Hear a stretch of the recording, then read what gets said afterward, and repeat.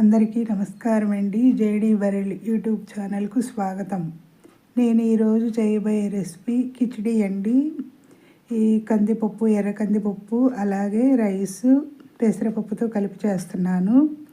ఒక glass rice అయితే పావు గ్లాసు కందిపప్పు, ఒక పావు గ్లాసు పెసరపప్పు తీసుకున్నాను.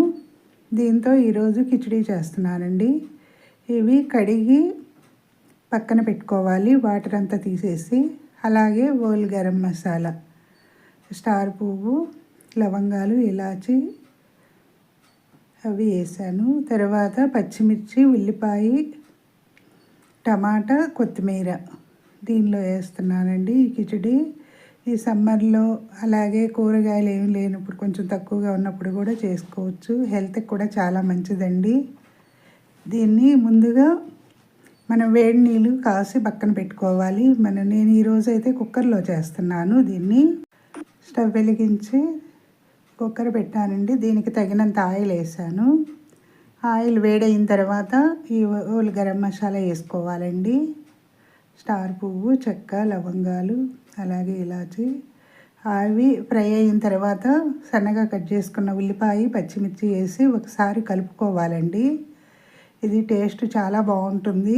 ఇదివరకు ఉట్టి పెసరపప్పుతో చేశానండి. ఇప్పుడైతే కనుక ఎర్ర కందిపప్పు కూడా టేస్ట్ బాగుంటుంది దీనికని దీన్ని కూడా కలిపి చేస్తున్నాను. ఉల్లిపాయ కొంచెం వేగిన తర్వాత టమాటాలు వేసుకోవాలండి. ఒక టమాటా అయితే సరిపోతుంది, మనం చేసుకునే క్వాంటిటీని బట్టి వేసుకోవటమేను. ఇవి కొంచెం ఒకసారి కలిపిన తర్వాత దీనిలోకి అల్లం వెల్లుల్లి వేసుకోవాలండి. ఒక స్పూన్ అయితే సరిపోతుంది.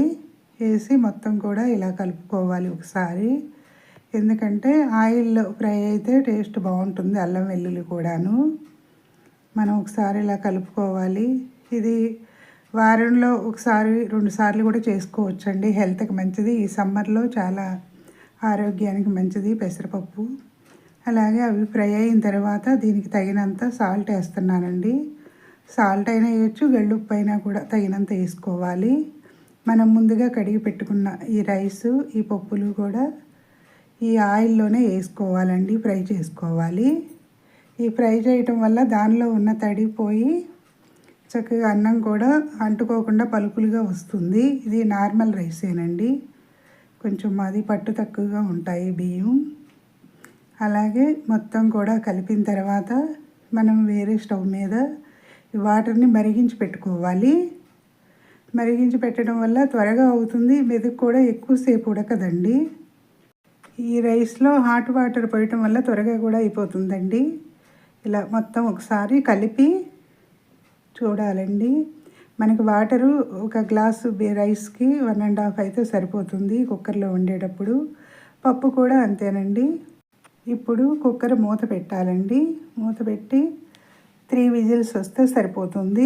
మీడియంలో పెట్టి వండాలండి. ఎందుకంటే స్టీల్ కుక్కర్లు కదా, హైలో పెడితే ఎక్కువ ఇదవుతాయి. అయిపోయిన తర్వాత స్టీమ్ మొత్తం పోయిన తర్వాత ఓపెన్ చేస్తే ఇలా అయిందండి. ఈ కిచిడి అనేది చంటి పిల్లలకి ఎక్కువ పెడతారు. పిల్లలు పెద్దవాళ్ళు కూడా తినొచ్చండి. ఇది సమ్మర్లో హెల్త్కి చాలా మంచిది. పెసరపప్పు అవి ఉంటాయి కదా, హెల్త్కి చాలా మంచిది. ఇలా చక్కగా దీనికి కొబ్బరి పచ్చడి, నెయ్యి కాంబినేషన్ చాలా బాగుంటుందండి. ఈ కిచిడి చేసుకున్నప్పుడు కొబ్బరి పచ్చడి అలాగే కొంచెం కాస్త నెయ్యి కలుపు తింటే చాలా బాగుంటుంది. సబ్స్క్రైబర్స్ పెరగటం లేదండి. సబ్స్క్రైబ్ చేయండి. మరిన్ని వీడియోస్ చేస్తాను. నేను చేసే వీడియోస్ ఎలా ఉన్నాయో కామెంట్స్లో పెట్టండి. చివరిగా కొత్తిమీర వేసుకోవాలండి. పుదీనా కూడా వేసుకోవచ్చు. పుదీనా వేస్తే ఆయిల్లో వేయాలి. పుదీనా వేయటం వల్ల పుదీనా ఫ్లేవర్ డామినేట్ చేస్తుంది కదా, అందుకు ఈ పెసరపప్పు ఇలా చేసేటప్పుడు చివరిలో వేస్తే బాగుంటుందండి కొత్తిమీర. నేను చేసే రెసిపీస్ మీరు కూడా చేసి కామెంట్స్ చేయండి. అయిపోయిందండి కిచిడి. నచ్చితే లైక్ చేయండి, షేర్ చేయండి, సబ్స్క్రైబ్ చేయండి. మీ లక్ష్మీ కుమారి.